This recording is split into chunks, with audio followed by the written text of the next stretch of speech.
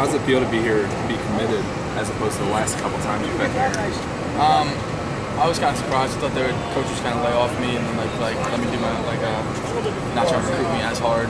It's not like they were recruiting me, but they really were. They didn't leave me alone. They really made sure I had a great time with my family, and it was just an awesome time here.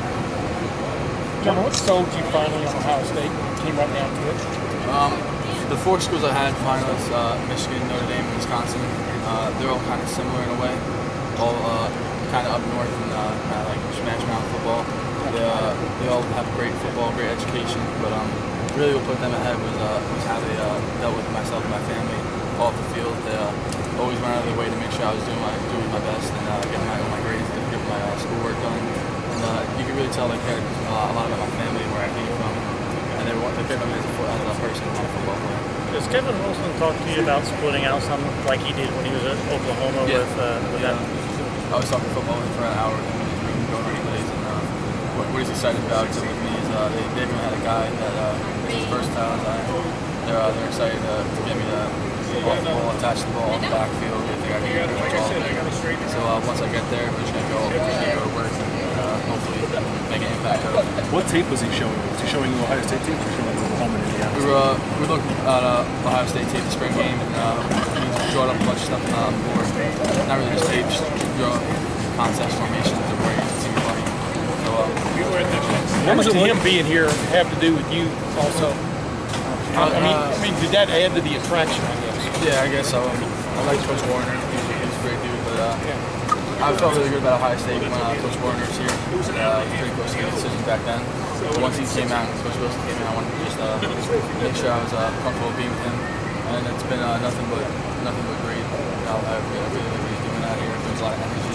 I like what he's doing in the position. They don't really have a lot of depth this year, so I'm not expecting big numbers, but hopefully that's what I'm looking for in this recruiting process. Was not really looking at the numbers that they've been putting up at tight end, looking at like how their background at the position is, and how I can see myself winning. And I feel like I'm the best tight end in the country. Wherever I go, they'll give me the ball, so I want to make sure that he's cool with that. He definitely feels the same way about that, and he's a big part of my decision.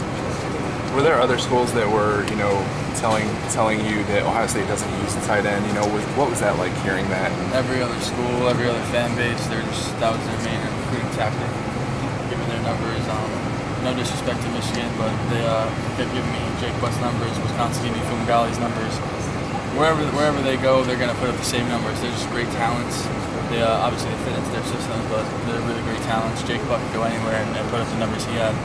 So that's really what I feel. I feel like I'm up there. I'm obviously talented. I'm trying to put in all the work I can, but wherever I go, I feel like I'll be able to excel, get the ball, and make plays. And really, that narrative wasn't, something you really bought into. I honestly, me and my family didn't even pay attention to that. I feel like no matter where I go, hopefully I'll be able to stand myself out and stick out and be able to get the ball. Did Coach Wilson give you Jermaine Gresham's number? Yeah. He did bring it up, right? Yeah. He was my main comparison.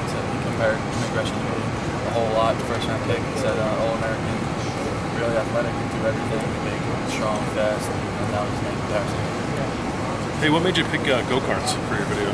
It wasn't really my idea. We were brainstorming and everything, but it was really Bleacher Report's idea. Sam Gilbert really did his thing and helped me out with that.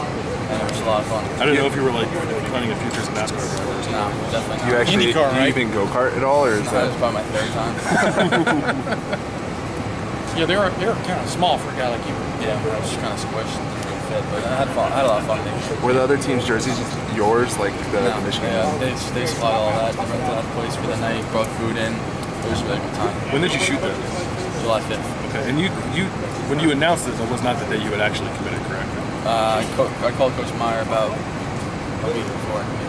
I heard that it was his anniversary when you made that call. What was his reaction? He was on the ride home from the plane from the airport with his wife Shelly. They were going out or something like that. I called them all, put it on speaker. It was a great conversation.